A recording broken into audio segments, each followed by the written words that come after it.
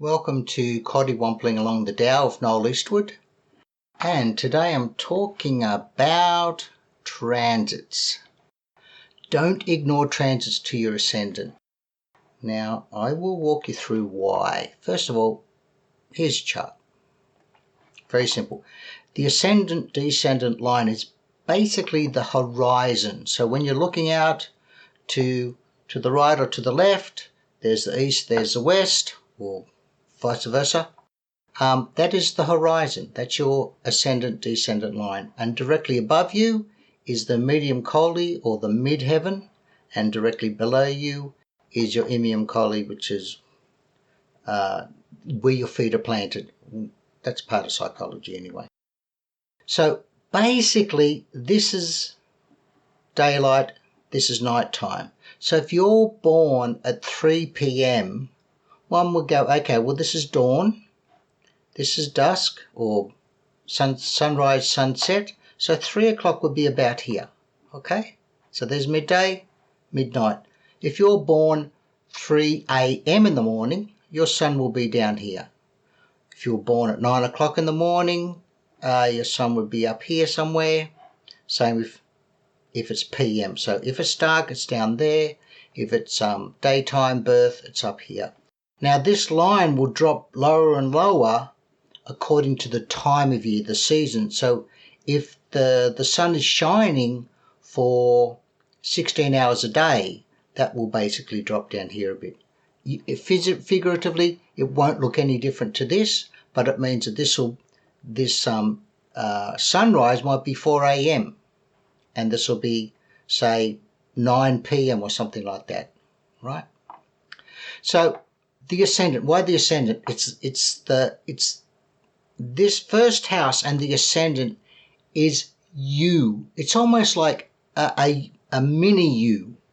Everything about you is associated here. So let me walk through the points that I wanted to bring up.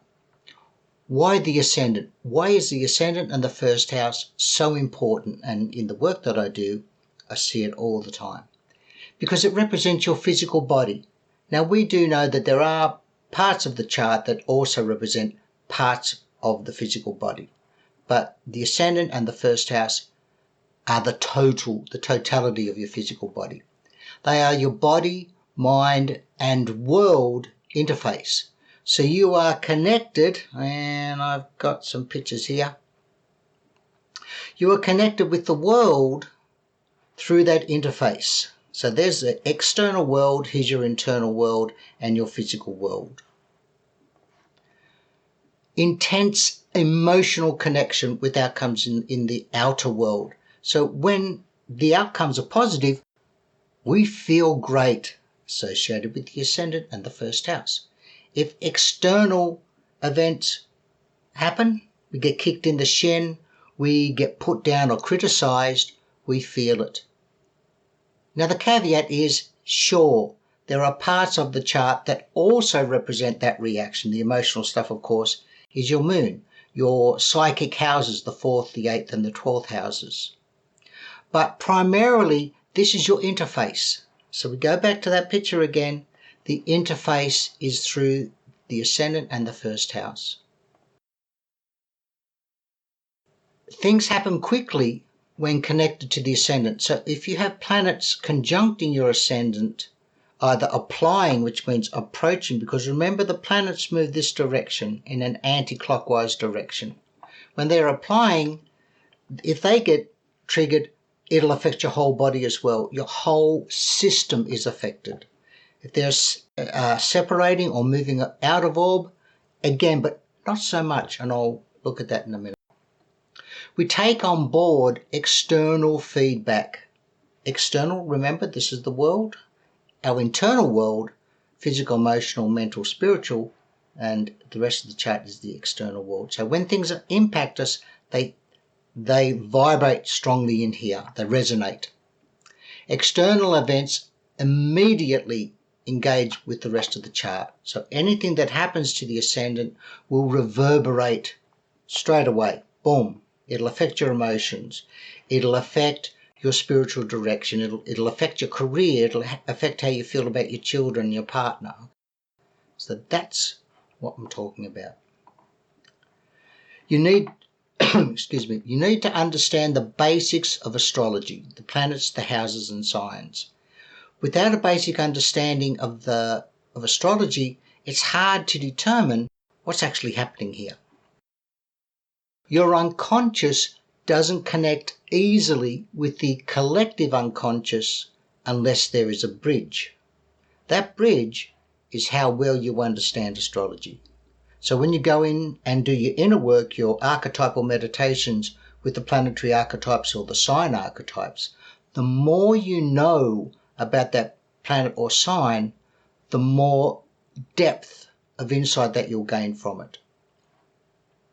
First, know your natal ascendant and first house. So when I do a reading, this is the first place I look, because I know that's going to impact them dramatically and it will be visible. So if something happens to their physical body or confronts them in a real world situation, that's going to affect everything in their psyche. Because remember, the entire chart represents all of their psyche, every little bit. And this is the like an electric fence, this bit here.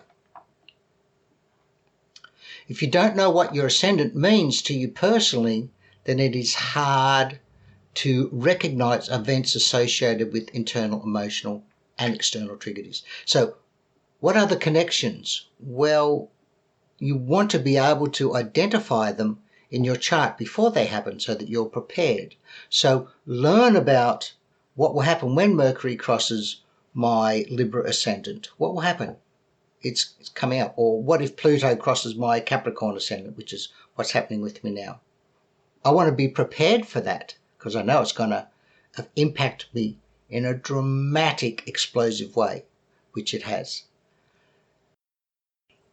So understanding what's going to happen allows you to prepare and to tease out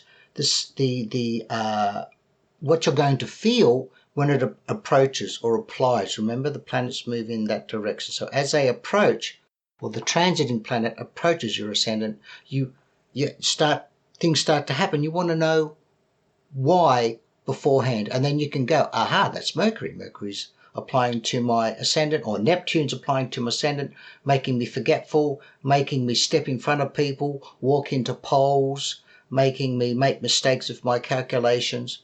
Okay, because without this depth of understanding, then we're going back to the Stone Age where it's the gods. The gods are causing it. Spend time learning the basics and try to avoid the distractions from the noise and rubbish on the internet. It goes back to your basic learning of astrology. There's a lot of rubbish out there. Try and avoid it.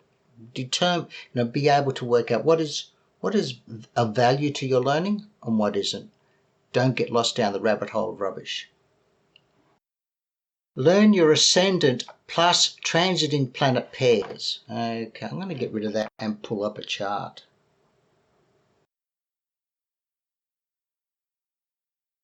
This is my solar fire. No, I won't bring up charts. I'm just going to bring up, let me grab, oh, here we go, Prince Andrew. He's going through a bit of a tough time at the moment, so let's get him up. So there's Prince Andrew's chart. Put in the middle. There he's got a Leo ascendant. He's got 2 planets in the first house using the Koch house system. Koch is similar to Placidus, and look what happens. Massive big houses and little ones, and that's why I use the whole sign astrology chart now, because it makes them all the same size and it works. But this is what I've got on the computer. I haven't changed it, so we'll work with this. Okay, we want to see what happens to him when there are transits to his ascendant. But first of all, we want to quickly delineate what's happening in his chart, the whole chart, and particularly the first house. So we can see Leo rising is flamboyant, noisy, bit of a drama queen, and wants recognition and attention, and wants to have fun. Is his 5th house loaded? Oh my God, yes. Look at this. We've got Sag on the ascendant and Jupiter, the fire planet, and the ruler of Sag in the 5th. So he likes lots of fun, lots of drugs, lots of sex. We also have the disruptor, Uranus. Uranus is like an electric current. It just generates more and more energy, and it can be really exciting. It can be very draining too. And Pluto sitting there. These guys are separating. Even though they're retrograde, they are separating, which means they are moving out of orb. That orb of 11 degrees to 18 degrees is 7-degree orb. Okay, so they're separating, and this is quite a ways away, nearly a sign away, and it's moving away. So separating aspects are not as strong as applying, which means if they were sitting up here moving towards the ascendant, they would have more impact. However, because they're in the first house, they lay claim to an awful amount of physical, psychological energy in the native's chart. So Pluto, of course, will have an impact. Okay, let's get rid of that, and let's get me up a bi-wheel. So these are the transits for now, and I'm going to go back. I want something big happening to his ascendant. So let's go back. Let's have Saturn crossing. Right, that's years. Okay. Right, here we have the ascendant. There's the ascendant there, 11 degrees, and we've got Mercury's just crossed.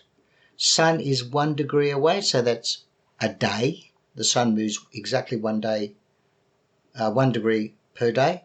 And we've got Saturn applying. Okay, so that's an orb of 11 minus 2. It's an orb of 9 degrees. Let's move forward a month. Now this is the one I want to show you. As a planet applies, which means moving towards or approaching orb, it builds intensity. It's like, there's a tiger in the distance, a piece of cake. I'll climb the tree. But as it comes closer and closer, your anxiety and your tension builds until it's right there, right below you, clawing at the base of the tree. You're terrified. But when it gives up and starts walking away, your anxiety and tension drops rapidly. Let's just look at that. I just did a drawing for that about 10 minutes ago, just to show you. So here's the exact degree of your ascendant. Here are the applying planets that are moving towards the ascendant. So 15, 20 degree in the 12th, there's not much going to be happening. You're not going to feel much. So around 12 degrees, yeah, you're feeling a little bit of tension. 10 degrees, a bit more tension. 8 degrees, now you can see how it's building up. The closer the planet gets to the exact, the greater the intensity. And of course, when it's exact, it's like, you're freaking out. As it moves away, initially it's pretty intense, 1 degree, 2 degrees, and now it starts to drop off very rapidly. Now this will vary according to your entire chart, at the planet that is transiting, its natal position, and any aspects there. Okay, so there are disclaimers in this, but generally speaking, there's a wider orb of applying planets in terms of intensity, and a very short orb as it separates and moves away. And just that tiger approaching you, it's freaky scary for a long time, but as soon as it gives up and walks away, you go back to looking at the butterflies and eating grubs. Okay? And make sure you can do a screenshot of that if you want to and keep it, because that's how it works. And the same with the notes here. Okay, where are we with Prince Andrew? As Saturn applies, it's now 4, 5 degrees away. He's starting to feel a little bit edgy, a little bit depressed. Let's go another month. Okay, 2 degrees. I'd say that he's not feeling very comfortable. He's feeling flat, probably getting a bit of a cold, feeling run down, tired. He just wants to withdraw and hide himself. Now, any criticism, any put downs, because Leos and fire signs are very sensitive to criticism. They They like to shine, and when you put a wet blanket over the top of them, they want to hide. They just want to escape. So now we're in that applying aspect, and it hurts. And now we have basically exact conjunct. 1057. Remember, there's 60 minutes in a degree, and he's feeling it. That's really hurting. Look at this. It now goes retrograde, and now it's sitting there. So it's like, doom and gloom. The mist has come down. I just feel, you know what it's like for a Leo or someone with a strong sun when the weather is miserable. When the sun shines, they're happy. And this is what Saturn will be doing. So poor old Prince Andrew. Okay, now it's starting to leave orb. Okay, we're at 5 degrees, so that's 6 degrees away. He's starting to chirp up, feeling really, really good. Yeah, and then as it gets closer, okay, we are now 4 degrees. He's starting to feel the effects again. Coming in, that would have been painful. This applying aspect is so intense. The tiger's clawing at the tree. And then it's, 14, so it's 3 degrees away. Yeah, starting to breathe easily again. It's now 18 degrees, so that's 7 degree orb. And he's starting to look back out at what's happening. He's starting to feel a little bit more human. Okay, it does start to come back, but it doesn't go within a decent orb of about 2 or 3 degrees. So yeah, there's a little bit of twitchiness now because some of those symptoms are starting to show, but it's not close enough. I'd give that an orb of probably 2 degrees, 3 degrees. Now, if it was Pluto or Neptune doing this, the orbs will be different. The effects will be different. Okay, just remember that. Okay, this is an example, and now Saturn's moved off. If it's the moon, it goes through so quickly, like it sits on there for about 2 hours, boom, and it's gone. Really hard to notice. But there are ways of meditating with the moon and using the moon's energy as it moves around your chart that you can explore. And one is the Wiccan pagan manner, or Hermetic actually. This particular meditation goes back probably 5,000 years, if not longer, of drawing down the moon. Now, I've written about that in my Wands, The Fool's Journey Through the Wands, as part of Eve's initiation. The drawing down the moon is a way of engaging with the moon's energy, and we can use that with our chart as well as full moons, new moons, that sort of thing. But in terms of transits, nothing's really going to happen unless it's probably an operation, something really, really delicate, but it really has to be almost, I'd give the moon like a half a degree, even a quarter of a degree, or maybe even tighter before I'd say, hey, the moon did that. What about Mercury? Let's go back here. Let's get Mercury. Here we go. Here's Mercury. What will happen when Mercury crosses? Well, it's determined by the nature of Mercury, the nature of the ascendant, and where Mercury is in the chart and what aspects he's forming. He's in Pisces, so it will trigger the natal planet. So the natal Mercury will be triggered, and Prince Andrew will be triggered to become more interested in more spiritual stuff. Might be a bit of a spiritual crisis, might be sexual. We would have to explore how that plays out in his natal chart before we'll be comfortable in determining what will be happening when it transits.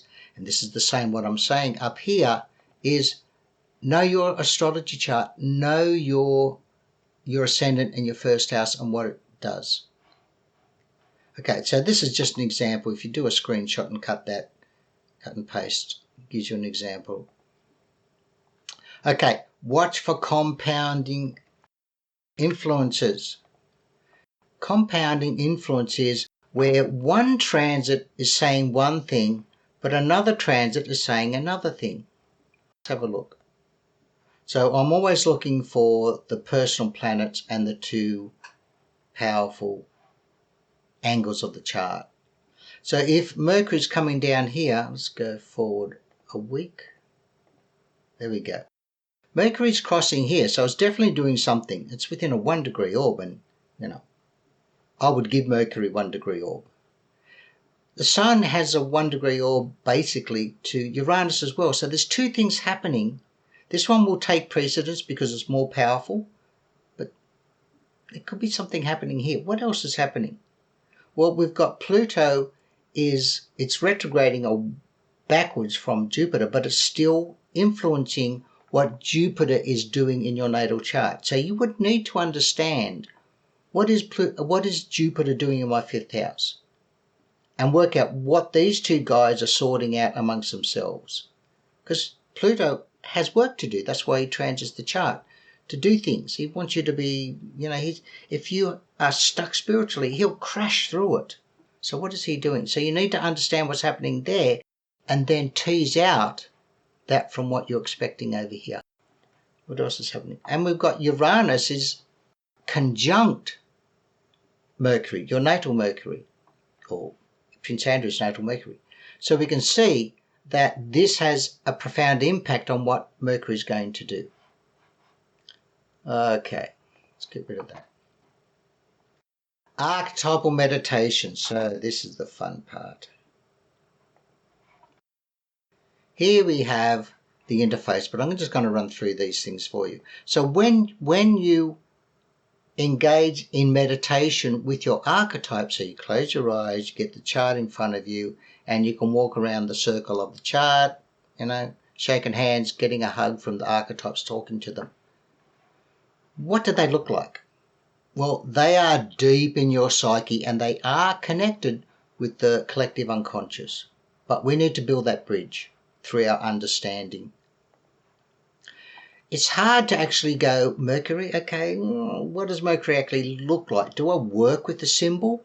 It's pretty awkward. What you do is you ask Mercury to appear before you in a human form, because it's easy to talk to a human. It's easy to hug or get a hug from a human form rather than a symbol or a glyph. Archetypal astrology is cool. That's a beautiful picture too. Is your Capricorn ascendant or Saturn going to look like this? Is your inner world of the chart going to look like this? A bit of a Greek party? Is it going to be Isis and Osiris from Egypt? Is it going to be characters from your own world? Because it will be a bit of a show for you.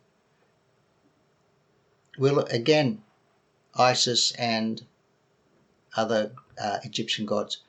And I'm doing a lot of study at the moment on the influence of Hermetica, Hermes, Thoth, Mercury, and Egyptian magic, because I've discovered some really cool stuff.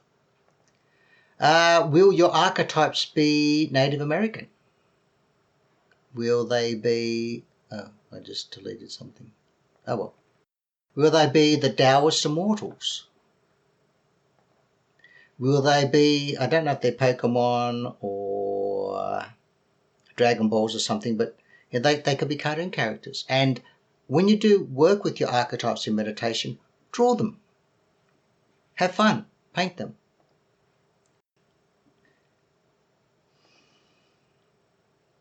And these are just some of the really cool pictures of on the internet that I've drawn up on.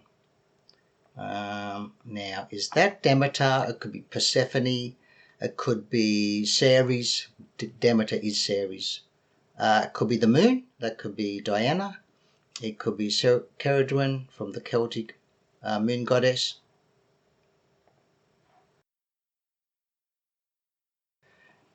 These are the ways that we start to determine how to work internally with your archetypes. And of course there's Charon crossing the river Styx in Greek mythology.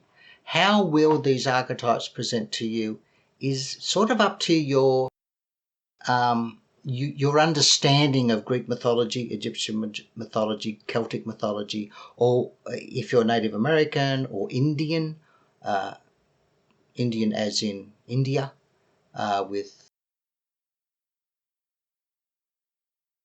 archetypes, their gods and goddesses. It depends on the depth of your understanding how they may present, but they might not present exactly like that either. Archetypes in meditation are one way to gain insight, but going into a light meditative state, you can use Jung's active imagination to talk to or interact with these archetypes. So active imagination is simply close your eyes, breathe in, breathe out, go into a bit of a gaga state, and then boom, interact. It's like a daydream. And it's fun. This is a real practical application of psychological astrology. So, people don't quite understand what psychological astrology. It's not bipolar disorder equals Pluto plus Moon. Psychological astrology is not that. That's like a recipe or a prescription. Psychological astrology is doing it. I'm not a theoretician. I like doing it. I'm practical. If you can't do it, then get into the practice of doing it. The bottom line is never stop learning and be prepared to do the hard yards to earn your insights into psychological astrology. And that's all these things that we do is study, study, study. Learn what all these things mean in astrology. Let me get rid of that one. Simple things like, if the sun is, the top half is the sun, bottom half is the night. The earth rotates that way, so the apparent movement of planets. So practice, practice, practice, and I will see you at the next Coddiwompling. So thanks for watching, and leave a like, make a comment, send me an email. Let me know what you'd like me to talk about next. Bye.